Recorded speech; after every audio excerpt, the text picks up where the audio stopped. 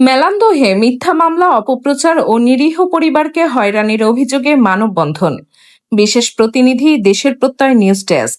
জামালপুরের মেলান্দহ উপজেলার মাহমুদপুর ইউনিয়নের খাসিমারা গ্রামের কয়েকটি নিরীহ পরিবারের উপর হয়রানি, মিথ্যা মামলা, মিথ্যা অভিযোগ এবং অনলাইনে অপপ্রচারের প্রতিবাদে মানববন্ধন অনুষ্ঠিত হয়েছে। এই ফ্রিজটি আমার স্ত্রীর পছন্দ হয়েছে।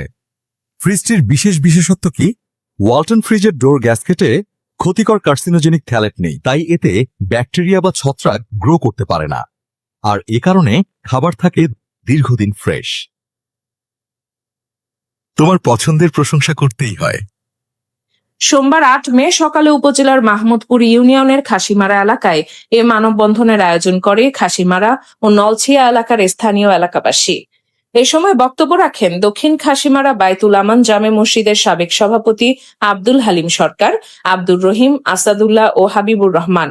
মানববন্ধনে বক্তারা অভিযোগ করেন, শেরপুরে কর্মরত ম্যাজিস্ট্রেট নুরি জাহিদ পিঙ্কনের সহযোগিতায় স্থানীয় কিছু ব্যক্তি দীর্ঘদিন ধরে নিরীহ পরিবারগুলোর বিরুদ্ধে হয়রানিমূলক কর্মকাণ্ড চালিয়ে আসছেন।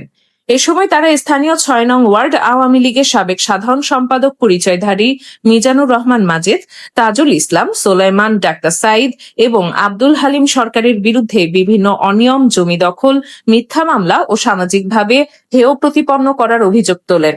এসব কর্মকাণ্ড বন্ধে প্রশাসনের জরুরি হস্তক্ষেপ কামনা করেন এবং নিরপেক্ষ তদন্তের মাধ্যমে দোষীদের বিরুদ্ধে আইনগত ব্যবস্থা গ্রহণের দাবি জানান।